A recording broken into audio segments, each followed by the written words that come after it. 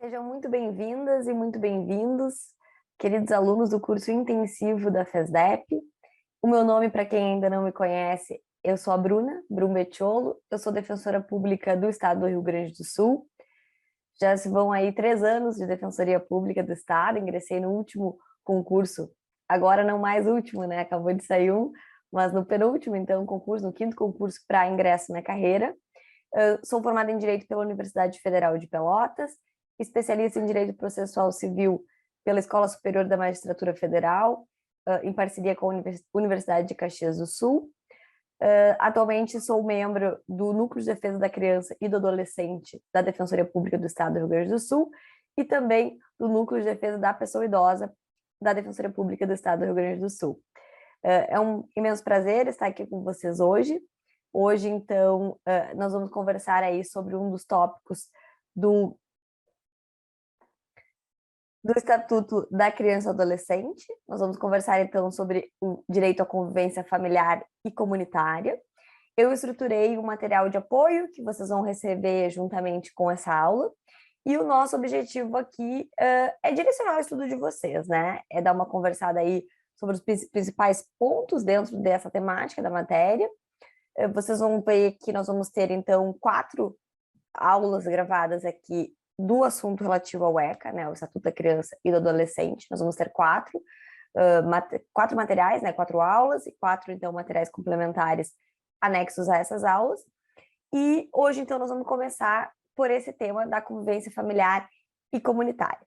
Eu já vou adiantar para vocês, e ao longo do material depois eu vou relembrar isso, a gente não vai tratar do tema da adoção hoje, tá? A gente vai falar de convivência familiar e comunitária, vai entrar ali no tema da família substituta, mas a adoção, tanto nacional como internacional, vai ser um tema que a gente vai tratar à parte. Vamos tratar numa aula separada com um material separado, tá bem? Também, para iniciar aí a aula, com o intuito de umas dicas mais gerais, o estudo da matéria, né, afeta ao direito da criança e do adolescente. Na minha visão, ele é um estudo que passa muito, assim como, vamos ser sinceros, né, o pessoal que está estudando para o concurso sabe, a lei seca, né, a lei seca ela é a grande base pilar, é claro que a gente tem que estudar doutrina, jurisprudência, tudo, é um grande compilado aí, mas eu acho que a lei seca, ela estrutura demais, assim, ela é muito, muito fundamental, e em assuntos como, por exemplo, o direito da criança e adolescente, e eu também coloco aqui o direito do consumidor, né, por exemplo, que são legislações um pouco mais enxutas, eu acho que ainda mais esse conhecimento bem específico da lei, ele acaba se tornando muito importante, muito valioso, e uma coisa que ele é relativamente fácil aí da gente conseguir estruturar, né, porque até uma revisão de véspera, a gente sabe que às vezes chega perto de prova, enfim, quer dar uma revisada, são matérias que são bem interessantes para isso, justamente porque são matérias, né, um pouco mais enxuta aí a legislação, é bem mais possível de, numa véspera, aí, pegar e dar uma relida aí no ECA e garantir aí pontos que podem ser bem preciosos depois, né, para aprovação, tá bem?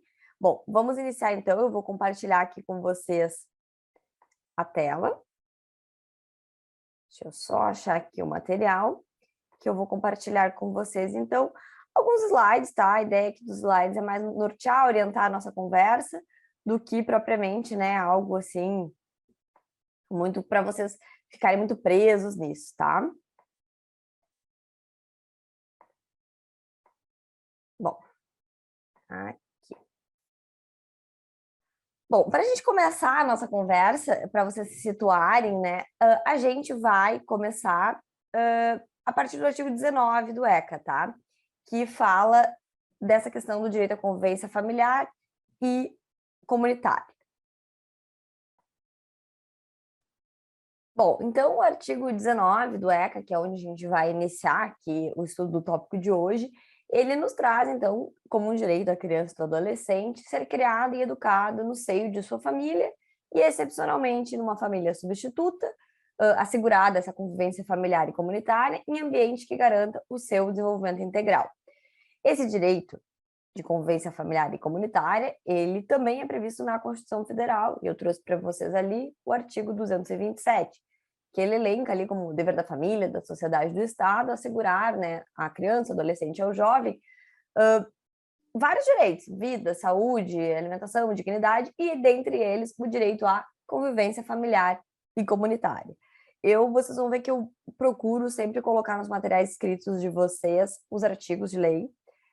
Eu acho que quanto mais contato com a lei pura ali, com o artigo, a redação literal do artigo a gente tem, mais fácil fica para a gente ir internalizando os conceitos, e quando a gente, principalmente em primeira fase, lê aquilo que a gente já leu, né? A gente vê na prova uma redação semelhante àquela que a gente já leu 1000 vezes ali em casa, estudando. Eu acho que isso ajuda, né, a refrescar a memória e a achar, então, as opções mais adequadas para responder, né, assertivo e ter o maior êxito aí nas questões.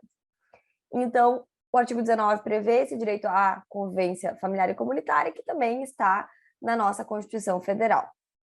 Bom, dito isso, vocês viram ali que o artigo 19 ele fala que a criança, né, e o adolescente, eu espero que o meu vídeo não esteja ficando em cima das letras aí para vocês, mas enfim, se estiver ficando, depois a gente vai ajustando isso.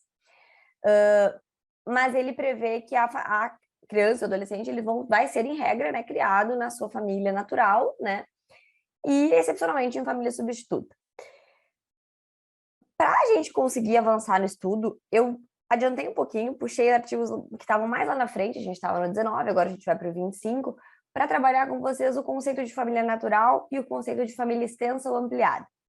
Segundo a redação do ECA, né, segundo a lei, a família natural, ela nada mais é do que a comunidade formada pelos pais, ou qualquer deles, com os seus descendentes. Então, pode ser pai, mãe e filho, pai e filho, mãe e filho, né? Então, isso seria a família natural na definição do código. Já a família extensa ou ampliada, na definição do código, é aquela que se estende para além dessa unidade. Então, além de pai, mãe e filho, aqueles outros parentes com quem a criança e o adolescente convive, aqueles parentes próximos, né, com quem ela convive e tem esses vínculos de afinidade e de afetividade. Aqui um exemplo seria, por exemplo, os tios, né? Não é, tá fora os avós também, tá fora desse nicho mais restrito ali do núcleo pai, mãe, filho, é a família extensa ou ampliada, tá? Trabalhados esses dois conceitos aí para vocês saberem, quando a lei se refere à família natural, está falando de pai, mãe e filho. Quando se refere à família extensa ou ampliada, essas outras pessoas aí que convivem aí nessa unidade familiar, avô, tio, enfim, mas para além desse nicho, desse núcleo mais restrito de pai, mãe e filho, tá? Bom, dito isso, como a gente estava conversando ali, em regra, a criança ela vai ser criada na sua família, né? Na sua família natural, nessa unidade ali com pai, com mãe, e eventuais irmãos, enfim. Mas é ali, nesse núcleo mais restrito, que, em regra, a criança vai ser criada. Excepcionalmente, essa criança ela pode ser colocada no chamado programa de acolhimento. É isso que a gente tem, né, ali no artigo 19, que fala que, excepcionalmente, essa criança ela pode vir a ser colocada nesse programa de acolhimento. O artigo 101, que a gente não vai trabalhar agora, porque a gente vai trabalhar essa questão das medidas de proteção e o que leva as medidas de proteção, quais são elas, a gente vai trabalhar numa aula específica, assim como eu falei para vocês que a gente vai ter uma aula específica de adoção nacional, internacional, a gente também vai ter uma aula específica para medidas de proteção.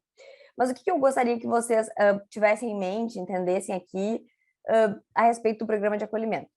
Que a criança, ela, em regra, vai ficar com a família, né, como a gente já falou, mas, excepcionalmente, ela pode ser colocada nesse programa de acolhimento. A família natural é a regra, pai e mãe, e, excepcionalmente, né, ela pode acabar sendo colocada nesse programa de acolhimento. Essa questão do programa de acolhimento é que ele se trata de uma das medidas de proteção trazidas pelo artigo 101 do ECA, que, como eu falei, a gente não vai estudar aprofundadamente isso hoje, mas a gente precisa entender que a ideia de colocar uma criança em acolhimento é justamente uma ideia de protegê-la, né, para situações em que ela corre riscos, né, ou teve violado alguns dos seus direitos, ou uma ameaça aí de violação desses seus direitos, ela pode, então, ser inserida nesse programa de acolhimento. Esse programa de acolhimento, essa inserção da criança no programa de acolhimento, ela é uma medida excepcional, porque a regra, como a gente já viu e já reviu, é que a criança vai ser mantida, a criança ou adolescente, mantida com a família, Bom, uma vez que ela seja inserida, né, nesse programa de acolhimento, a situação dessa criança, ela tem que ser reavaliada no máximo a cada 3 meses. Então, o que acontece? No momento que a criança ela é inserida nesse programa de acolhimento, existe uma equipe, né, interprofissional, uma equipe multidisciplinar que atua perante esses locais de acolhimento aí das crianças, e essa equipe ela vai fazer relatórios, ela vai, então, munir o juiz de informações à luz dos seus conhecimentos. Então, essa equipe ela é uma equipe multidisciplinar, interprofissional, justamente para ter profissionais habilitados nas mais diversas áreas necessárias ali, né, da psicologia, assistência social, enfim, para que traga, então, para munir o juiz dessas informações, né, necessárias para que o juiz reavalie a possibilidade de reintegrar essa criança à família. Porque, novamente, a ideia, né, do acolhimento ela é uma ideia excepcional. A ideia é que haja uma transitoriedade aí nesse acolhimento, não é que a criança fique eternamente ali acolhida até a maioridade, a ideia é, ao contrário, que isso seja excepcional, transitório, e que prepare a criança, prepare a família também para essa reintegração da criança no seio da sua família. Muitas vezes, né, a gente vê isso, eu estou falando do ponto de vista defensora, do ponto de vista da prática, que a gente vê que muitas vezes as famílias elas necessitam muito mais, quando acontece essa medida extrema assim, de acolhimento, principalmente o acolhimento institucional, muitas vezes precisam dessa orientação, né, precisam desse apoio aí da rede, da assistência social, né, para às vezes se estruturar, sabe? São pequenas estruturações. Então, é isso que acontece. A criança ela está lá acolhida, a cada 3 meses o juiz vai reavaliar a situação e, com base nesses laudos trazidos por esses profissionais que acompanham a criança, que estão acompanhando a situação da criança, ele vai poder decidir pela possibilidade de reintegrar ela na família ou, eventualmente, né, por colocar ela numa família substituta, colocar essa criança também em família substituta. Também, o artigo prevê que a permanência da criança ou do adolescente nesses programas de acolhimento institucional, ela tem um prazo, tá? Ela não deve se prolongar por mais de 18 meses, tá? E aí o artigo, ao mesmo tempo que prevê esse prazo, já prevê ali uma exceção, salvo comprovada a necessidade que atenda ao seu superior interesse devidamente fundamentada pela autoridade judiciária. Ou seja, a gente viu que o acolhimento ele é transitório, ele é excepcional, né? Se der para ficar com a família, a criança deve ficar com a família. Ela eventualmente pode vir a ser acolhida numa situação de evidente proteção a essa criança, né? Como uma medida de proteção para garantir que os direitos dela estão sendo respeitados, ela pode vir a ser acolhida. Mas a ideia é que esse acolhimento seja transitório, seja excepcional e que prepare ela para ser novamente reintegrada na sua família e, caso inviável, numa família substituta. E o prazo que a lei prevê é de 18 meses, podendo prorrogar esse prazo se houver necessidade comprovada, e o juiz vai ter que fundamentar essa decisão. Que às vezes acontece, né? Infelizmente, muitas vezes se prolonga por mais de 18 meses, enfim, ou porque a família não se readequou, não está tendo um ambiente favorável para essa criança ser reintegrada, ou porque não está tendo sucesso aí, né, em encontrar uma família substituta, enfim, por N motivos. Eventualmente pode ser prorrogado, mas isso tem que atender ao interesse da criança, né? Claro, porque todo o escopo aí do ECA é o melhor interesse da criança e do adolescente, a gente tem que ter sempre isso em mente, que a ideia, né, da norma protecionista aí a criança e do adolescente é que o interesse, né, maior seja sempre o da criança e do adolescente, né? O bem-estar dessa criança ou desse adolescente. Então, se não houver essa condição, vai ter que se prorrogar esse prazo aí de acolhimento, sempre com a decisão devidamente fundamentada pelo magistrado. Também, a lei nos traz ali, né, o parágrafo 3º, ele fala que a manutenção ou reintegração da criança na família dela tem preferência com relação a qualquer outra providência, como eu já falei para vocês, né? Mesmo que a família tenha que ser incluída, por exemplo, num programa de proteção, programa de apoio, que tenha que, por exemplo, assistência social daquela cidade, o conselho tutelar, atuarem ali com a família, ajudar eles a se restabelecer, a criar laços mais saudáveis, ou às vezes até se estruturar assim, fisicamente, às vezes. O problema aí, às vezes, é uma estrutura física aí que as crianças não têm o mínimo que elas precisam para viver. Então, muitas vezes, essas famílias elas precisam dessa inserção nesse programa de apoio, né? Nesse programa de apoio para que elas consigam se reestruturar, porque a ideia do ECA é justamente isso, manter a criança na sua família, tentar ao máximo que isso seja viável, seja possível. Bom, também a gente tem uma previsão, aqui só um pouquinho, me perdi aqui no material de vocês. Bom, também a gente tem uma previsão, e aqui eu não coloquei isso no slide para vocês, mas o ECA nos traz a garantia da convivência da criança e do adolescente com a mãe ou o pai privados de liberdade. Tá? O parágrafo 4º do artigo, deixa eu só confirmar aqui o artigo para vocês, é o artigo 19. Ainda estamos no 19, deixa eu só olhar aqui para vocês se não é nenhum parágrafo, porque a gente vai conversando, e aí quando vê eu já esqueci. Ainda estamos no 19, parágrafo 4º, é isso mesmo. O artigo 19, parágrafo 4º, ele traz a previsão de que a criança e o adolescente, eles têm a garantia dessa convivência familiar, que a gente tanto fala, também com o pai e com a mãe que estiverem privados de liberdade. Então, eles têm esse direito de fazer visitas periódicas para esse pai e mãe privados de liberdade, independentemente de autorização judicial. Então, aqui tem esse... Quero que vocês botem atenção nesse detalhe, que o pai e a mãe estar preso não retira esse direito, né, que a criança e o adolescente com eles convivam. Periodicamente, pode visitar e não precisa de autorização judicial para que isso aconteça, tá? Também é garantido essa convivência integral com a mãe adolescente que estiver em acolhimento institucional. Então, os parágrafos 4º e 5º garantem esse direito à convivência com pai e mãe que estiver privado de liberdade ou em acolhimento institucional. E o parágrafo 6º, ele prevê que a mãe adolescente será assistida por equipe especializada multidisciplinar. Também aqui aquela ideia, né, que eu falei para vocês, de estruturar a família, que muitas vezes a questão, assim, é muito mais de um apoio, de ter uma rede forte que apoie aquela família e que consiga estruturar, né, e apoiar nos mais diversos âmbitos aí da vida. Esse apoio multidisciplinar, muitas vezes, é um apoio psicológico, é um apoio de assistência social, são coisas que essa mãe, principalmente aqui, essa mãe que eu estou me referindo do parágrafo 6º, essa mãe adolescente, às vezes vai precisar, né? Então, por isso a lei prevê essa possibilidade desse acompanhamento nesses casos aí das mães adolescentes. Bom, e aí vamos continuar aqui para... Agora nós vamos passar para o artigo 19A. É um procedimento específico que é previsto aqui no ECA, foi incluído em 2017, tá? E esse procedimento, ele prevê a entrega, quando uma gestante ou uma mãe manifesta o interesse em entregar o filho para adoção, tá?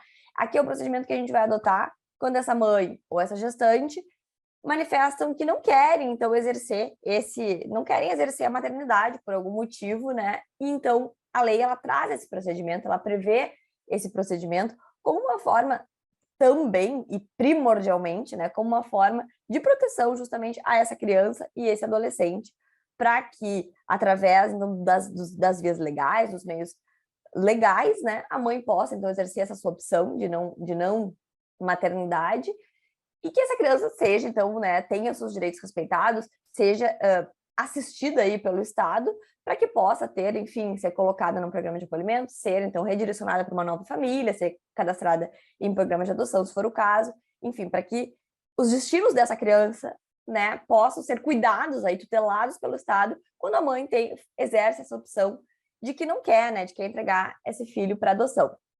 Esse é um tema que eu não sei se vocês viram aí, repercutiu um pouco nas mídias sociais aí recentemente. Às vezes o concurseiro não tem muito tempo, né, de estar mexendo em mídias sociais e tal, e daí tá um pouco por fora. Mas aquela atriz da Globo, a Clara Castanho, se não me engano o nome dela, repercutiu um pouco aí na mídia. Se não me engano, foi agora no ano passado, tá? 2022. Que ela narrou, né, ela contou que foi vítima de abuso sexual e disso resultou uma gravidez indesejada e que ela exerceu esse direito de entrega aí da criança para adoção, né? Um direito que o ECA traz, ele ampara essa escolha, tá? Houve uma repercussão muito grande aí na mídia, inclusive a questão do sigilo, que a gente vai estudar aqui, que ela é própria desse procedimento, justamente visa evitar esse tipo de julgamento, né? Porque a ideia aqui é que o procedimento não acarrete nenhum tipo também de julgamento para a mãe, né? Que ela possa ter essa liberdade de fazer essa opção, né? Um direito dela, enquanto mulher também, de poder decidir quanto a querer ou não exercer essa maternidade e dar para essa criança os rumos legais previstos para que ela possa, então, ter seu futuro garantido, mesmo que, né, não com aquela mãe. Mas é uma coisa, então, que tá um tema que está em alta aí, porque teve essa questão, a Clara Castanho voluntariamente falou sobre isso, né? Repercutiu aí na mídia, por conta dela ter contado que fez uso aí do que a lei prevê, desse direito que a lei prevê da entrega da criança para adoção.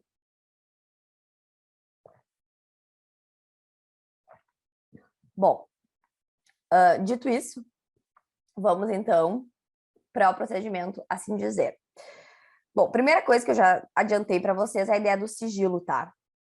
O ECA traz que esse procedimento de entrega da criança para adoção, ele é um procedimento que garante o sigilo para essa mãe, tá? A ideia é que ela não seja aí julgada, alvo de, enfim, de críticas e que essa escolha possa ser uma escolha íntima dela e que ela vai seguir um procedimento legal que, né, um procedimento que a lei traz para ela, assim, que ampara ela nessa escolha e que ela possa fazer isso com sigilo, né, com discrição.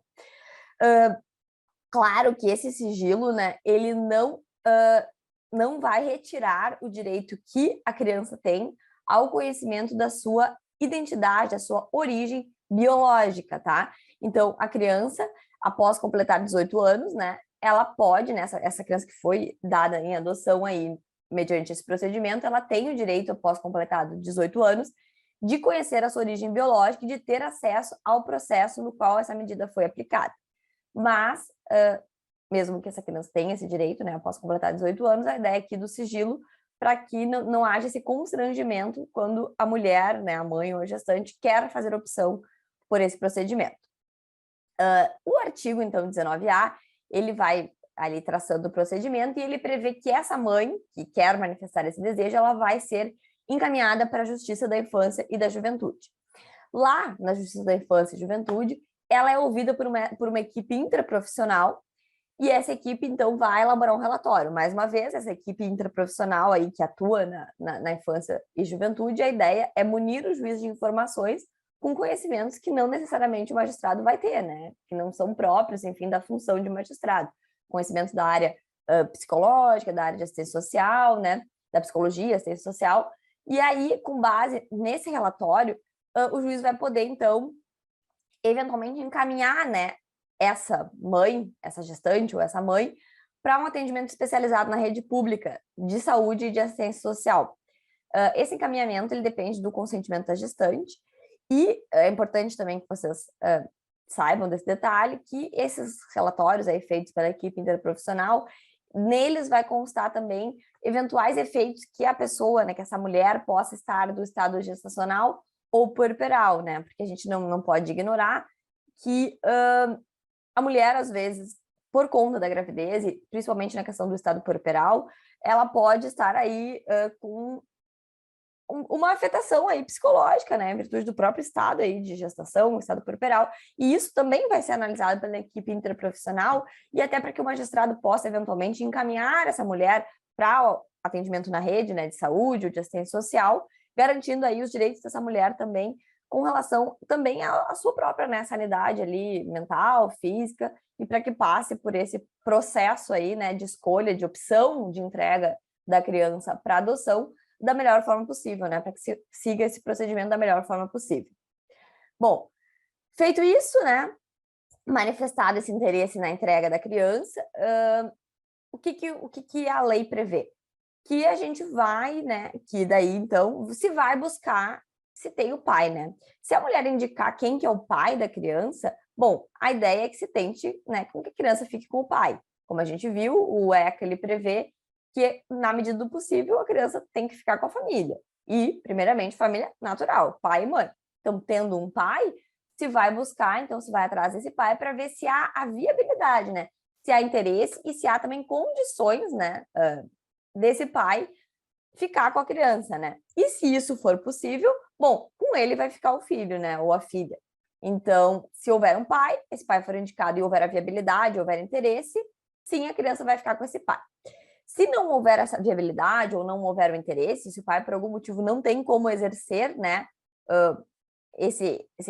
ficar com a criança, ter a criança em sua companhia, bom, aí então se vai buscar a família extensa, que como a gente já estudou ali naqueles conceitos iniciais da nossa aula, é aquela que se estende para além dessa unidade de pais e filhos, né? São aquelas outras pessoas da família, aqueles outros parentes com quem a criança convive, tem laços de afetividade, laços de afinidade. Então, manifestado então esse interesse, né, da mãe, ela vai ser encaminhada para a Justiça da Infância e Juventude. Lá ela vai ter esse atendimento por uma equipe interprofissional, pode ser encaminhada para atendimento na rede pública, né, de saúde, assistência social, e vai começar então essa busca pelos familiares, né, primeiro para ver se a criança tem condição de ficar, primeiro com o pai, né, pela questão de que a gente prioriza a família natural, depois a família extensa, outros parentes que tenham esses laços de afetividade e afinidade, para ver se tem, né, alguém em condições de ter essa criança, né, em companhia, de cuidar dessa criança. Essa busca pela família extensa, a lei prevê que ela vai durar o prazo de 90 dias, prorrogável por igual período, tá? Então, tem esse prazo de 90 dias, prorrogável por igual período. E caso não seja frutífera, então, essa busca, se tentou o pai, se tentou família extensa, não se conseguiu, bom, aí a lei prevê que o juiz vai declarar, né, vai decretar a extinção do poder familiar. E aí ele vai determinar a colocação dessa criança sob a guarda provisória de quem estiver habilitado para adotar ela, ou de uma entidade que desenvolva programa de acolhimento institucional ou familiar, tá? Quem receber a guarda dessa criança, né? Então, a criança, o pai não teve condição, não tinha condição de ficar, ou a gente não sabe quem é o pai, e a família extensa também, não tinha ninguém com condições, ou enfim, não tem família extensa, não se encontrou. Bom, passado esse prazo de 90 dias, prorrogável por mais 90 dias, o juiz vai, então, decretar a extinção do poder familiar e vai, então, colocar a criança em guarda provisória de quem está habilitado à adoção, né? Ou de uma entidade de acolhimento institucional ou familiar. Beleza. Aí, quem recebe essa guarda dessa criança, se a pessoa que recebeu, essa pessoa está habilitada à adoção e recebeu a guarda da criança, ela tem um prazo de 15 dias contados do dia seguinte ao término do estágio de convivência para entrar com a ação de adoção, para propor a ação de adoção. Então, aqui é importante frisar e leio e releio essas questões de prazos, tá? 90 dias para procurar a família extensa, prorrogável por igual período. Não achou, o juiz pode colocar, então, a criança sob a guarda provisória de quem está habilitado para adotar ou num programa de acolhimento. E aí, se ele entregou para essas pessoas que estão habilitadas a adotar, essas pessoas têm prazo de 15 dias, contados do dia seguinte ao fim do estágio de convivência, para ajuizar essa ação de adoção, tá? Também, o artigo aí, o 19A, ele prevê a possibilidade, tá, de desistência quanto à entrega do filho para adoção. Então, assim como o procedimento prevê que a mãe pode, né, manifestar, ele também prevê a possibilidade de que ela desista, tá? E essa desistência, ela pode ser manifestada em audiência ou perante essa equipe interprofissional aí que vai estar assistindo ela, conversando com ela, elaborando os relatórios, pode manifestar, então, perante o juiz em audiência ou perante essa equipe interprofissional. E nesse caso, quando ela tinha manifestado interesse em entregar para adoção e depois ela desiste de entregar, a criança ela fica, então, em companhia, né? Ela vai ser mantida com esses genitores, mas nesse caso a justiça vai determinar o acompanhamento dessa família pelo prazo de 180 dias. Então, se manifestou interesse em entregar e depois desistiu dessa entrega, essa família fica em acompanhamento por 180 dias. Claro, como a gente, né, já conversou aqui antes, todo o escopo do ECA é o melhor interesse da criança e do adolescente, né? O ECA, ele visa a proteção da criança e do adolescente. Então, nesse caso, para garantir aí que a família tenha essa estrutura necessária, como houve essa manifestação de desistência quanto ao interesse de entregar, essa família fica nesse acompanhamento aí por 180 dias a fim, né, de garantir que está tudo certo, que a criança está bem atendida e está tendo suas necessidades bem atendidas, né, e todos os seus direitos respeitados, tá bem? Bom, vamos dar uma pausa agora e voltamos então no próximo bloco com a continuidade do tema.